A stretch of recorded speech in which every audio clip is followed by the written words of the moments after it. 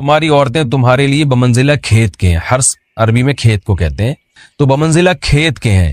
جیسے بیج ڈالا جاتا ہے کھیت میں اور اس سے پیداوار بڑھتی ہے، تو عورت کی جو ایک حیثیت ہے، نیچر نے جو اس کی ایک حیثیت متعین کی ہے، وہ بھی ایک نسل بڑھانے کا ذریعہ ہے، جس میں مرد کا جو اسپم ہے وہ بطور بیج کے ہے اور جو اولاد ہے وہ ایک پیداوار کی طرح ہے.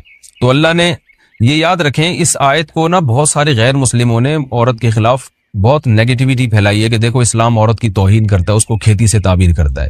تو کچھ لفظ کسی اور زبان میں جب وہ جاتے ہیں نا تو وہ توہین کا معنی دیتے ہیں. عربی میں جو حرث کا معنی ہے یہ تعظیم کے لیے ہے، توہین کے لیے نہیں ہے. اردو میں جو کھیتی کا معنی ہے وہ توہین کے لیے استعمال ہوتا ہے.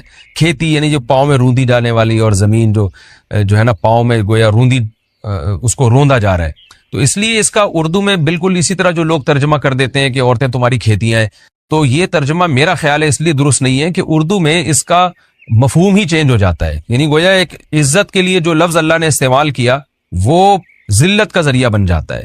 تو اس لیے کسی بھی زبان میں جب ہم کسی بھی لفظ کا ترجمہ کرتے ہیں تو اس زبان کے ہمیں محاوروں کو دیکھنا چاہیے کہ اس زبان میں یہ لفظ کس معنی میں استعمال ہو رہا ہے. مثال کے طور پر ہو سکتا ہے کتا کا لفظ کسی زبان میں وفاداری کے لیے استعمال ہوتا ہو، کسی کو لوگ ڈاگ کہتے ہوں تو اس کا مقصد ہوتا ہے وفادار انسان ہے، لیکن ہمارے یہاں اردو میں گالی ہے وہ، اور آپ بولیں کہ بھئی وہ فلاں قوم ڈاگ کہتی ہے تو ہم کتا کہیں گے، تو آپ جب اس کا ترجمہ اردو میں کریں گے تو کتے سے نہیں کر سکتے.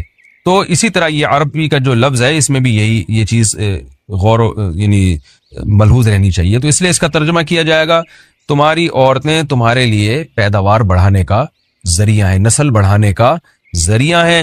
فاتو حرثکم، تم اپنے اس نسل بڑھانے کے ذریعے کے پاس آؤ، انا شئتم، جیسے چاہو، وقدموا لانفسکم، اور اپنے نفسوں کے لیے آگے بھیجو، یعنی اولاد کی نیت سے آیا کرو زوجہ کے پاس اور آخرت کے لیے انتظام کرو، یعنی اولاد پیدا کر کے جو تاکہ دنیا اور آخرت میں تمہارے لیے، فیوچر میں تمہارے لیے کام آئے. دنیا بھی داخل ہے، آخرت بھی داخل ہے. تو یہ آیت کا بھی ایک شان نزول ہے کہ صحابہ کرام تو چونکہ جو خواتین تھیں مکہ میں صدیوں سے وہ لوگ آباد تھے، ان کے سفر خاص طور پہ عورتوں کے سفر بہت ہی کم ہوا کرتے تھے. تو جب ہجرت ہوئی ہے اور جو ہے نا ہجرت کر کے بہت ساری صحابیات مدینہ آئی ہیں، تو مدینہ میں ان کے نکاح دوسری قوموں میں ہوئے، پھر انصار صحابہ سے بھی ہوئے. تو چونکہ تقویٰ تھا ان خواتین میں، للہیت تھی، تو بعض جگہ ایسے واقعات ہوئے کہ میاں بیوی کے جو آپس کا ریلیشن ہوتا ہے، ظاہر ہے وہ ہر قوم میں اور ہر جو ہے نا شخص کا مزاج دوسرے سے مختلف ہوتا ہے. تو بعض مردوں نے اس طرح سے اپنی زوجات کے ساتھ ہم بستری کی کہ ان خواتین کو پھر اشکال ہوا کہ پتہ نہیں اس طرح سے ہم بستری کرنا جائز بھی ہے یا نہیں ہے. تو انہوں نے نبی صلی اللہ علیہ وسلم سے یہ مسئلہ پوچھا کہ یا رسول اللہ، ہمارے شوہر ہمارے پاس اس طرح سے آتے ہیں تو کیا یہ جائز ہے یا نہیں. تو ان کے سوال کو بھی مبہم رکھا گیا اور قرآن نے اس کے جواب کو بھی کنایتاً بیان کیا، کیونکہ مسئلہ بظاہر حیا کے خلاف ہے. تو قرآن جب بھی کوئی ایسی بات ہوتی ہے تو اشارتاً کنایتاً اس کا تذکرہ کر دیتا ہے تاکہ مسئلہ بھی واضح ہو جائے، کیونکہ ظاہر ہے اس کی ضرورت تو قیامت تک آنے والے انسانوں کو پڑ سکتی ہے نا. یہ تو ہر میاں بیوی کا اپنا ایک ذاتی مسئلہ ہوتا ہے کہ ہمیں کس طرح سے پرمیشن ہے، کس طرح سے پرمیشن نہیں ہے. تو اللہ تعالیٰ نے بھی اشارتاً ہی اس حکم کو قرآن میں بیان کر دیا. قرآن میں اس لیے بیان کیا کہ تاکہ اس میں کوئی اجتہادی اختلاف کی گنجائش نہ رہے. تو اللہ نے قرآن مجید میں بیان کیا، فرمایا نساؤکم حرث لکم، تمہاری جو ازواج ہیں، تمہاری جو بیویاں ہیں، وہ تمہارے لیے بمنزلہ کھیت ہیں. کھیت کا مطلب کیا ہوتا ہے؟ پیداوار بڑھانے کا ذریعہ. تو اس میں سب سے پہلا مسئلہ تو قرآن نے یہ بیان کر دیا کہ زوجہ سے جو ہم بستری ہے وہ صرف اسی راستے میں جائز ہے جس سے اولاد ہوتی ہے، کیونکہ عورت کو اللہ نے بنایا ہے نسل بڑھانے کے لیے. تو کوئی بھی ایسا ہم بستری کا طریقہ اختیار کرنا جو نسل بڑھانے کا ذریعہ نہ ہو، یعنی وہ نیچرل نہ ہو، تو وہ حرام ہے. تو اس میں اللہ نے یہ حکم دے دیا.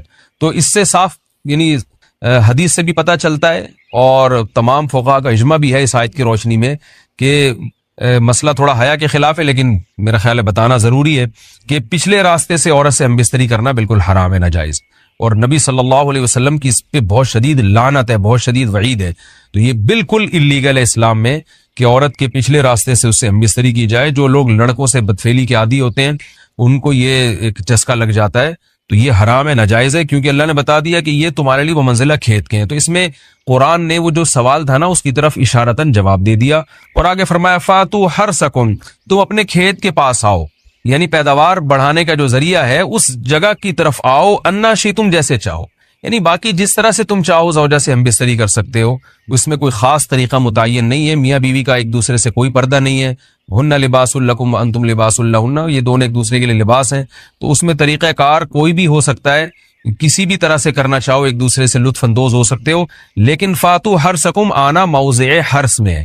حرس کا مطلب وہ اس جگہ کی طرف آنا ہے جہاں سے نسل بڑھتی ہے، کسی اور راستے کی طرف اس سے صاف طور پر جو ہے نا وہ جو فاسق فاجر لوگوں کی جو برائی ہے جو لڑکوں سے بدفعلی کے نتیجے میں پیدا ہوتی ہے، اس کا اللہ نے قلع قما کر دیا کہ اس کی اسلام میں بالکل اجازت نہیں ہے۔